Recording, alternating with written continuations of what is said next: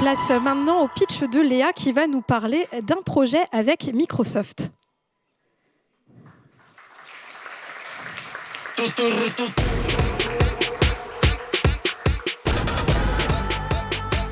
Le temps que le chrono s'affiche, je rappelle donc les petites règles. 3 minutes pour présenter votre projet et le vendre au mieux à ces 5 redoutables jurys. Savez-vous que 50% de la population française pense que le handicap est un frein au travail ? Bonjour, je suis Léa et je suis fière de mettre en lumière un projet que j'ai réalisé avec Alina, Winona et Bérénice dans le cadre d'un challenge national organisé par notre école et Microsoft sur l'inclusion en entreprise. Nous avons présenté notre projet à Microsoft à Paris et convaincu Philippe Trottin, directeur de l'accessibilité numérique. Nous avons gagné face aux équipes des autres campus de France. Reprenons. Pour nous, le handicap n'est pas un frein, c'est un atout.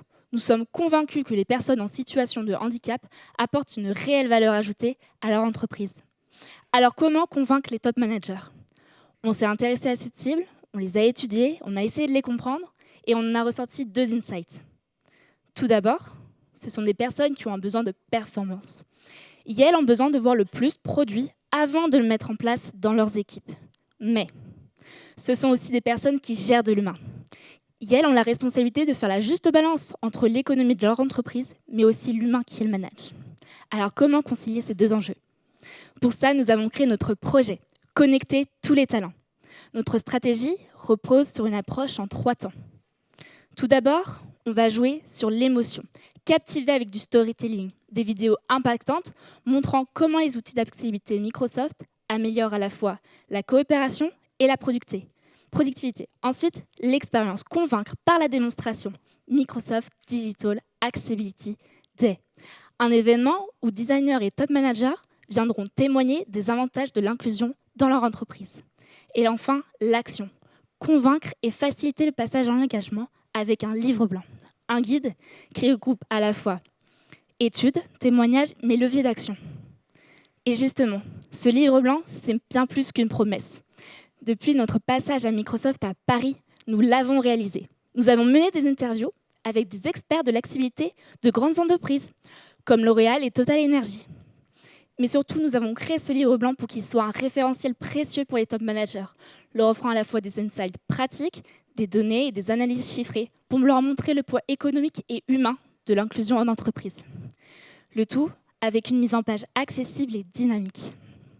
Et ce livre blanc, il va être diffusé largement dans sa version numérique à Microsoft, auprès de leurs clients, mais aussi aux top managers comme au grand public. Finalement, avec ce livre blanc, on a bousculé les idées reçues. On a atteint notre objectif pour leur montrer que le handicap en entreprise n'est pas un frein, mais un atout, à leur connecter tous les talents.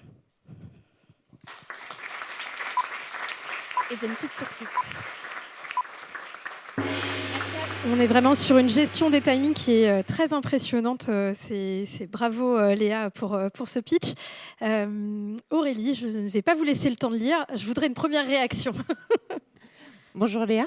En tout cas, bravo pour votre présentation. L'enjeu est fort, l'enjeu est important. C'est vrai que moi j'aime bien aussi ces projets-là qui ont un sens profond et qui visent à l'inclusion, sûrement par le parcours un peu institutionnel que j'ai pu avoir. Donc si j'ai bien compris dans votre présentation, finalement vous avez votre outil de communication principal, c'est le livre blanc que vous avez réalisé, que vous avez commencé à diffuser. Très prochainement, oui. Très prochainement, d'accord. Donc vous n'avez pas encore les résultats, le retour dessus, quoi. En tout cas, je trouve ça intéressant. Bon, donc, je l'ai feuilleté ultra rapidement et je m'arrêterai après. Mais je trouve ça très intéressant d'avoir des témoignages que vous avez pu récupérer de la base pour inciter les managers, du coup, et enlever tous ces freins. Le temps que Nicolas le parcourt, François, est-ce que vous avez également une réaction ? Moi, j'ai bien aimé effectivement de reconsidérer le handicap et de dire ce n'est pas un frein, mais un atout, de déjà partir de ce principe-là. Et ensuite, ce qui est intéressant aussi, c'est que dans votre dispositif de communication, au départ, vous créez de l'émotion. En créant de l'émotion, vous ouvrez les esprits. Vous allez à contre-courant avant de passer à l'action. Et je trouve ça intéressant parce que pour que l'action ait du sens et que l'action tape juste, il faut d'abord parler au cœur. Donc c'était une bonne initiative que d'abord faire part et susciter l'émotion pour ensuite entrer dans l'action. Donc, je trouve ça très intelligent. Merci beaucoup.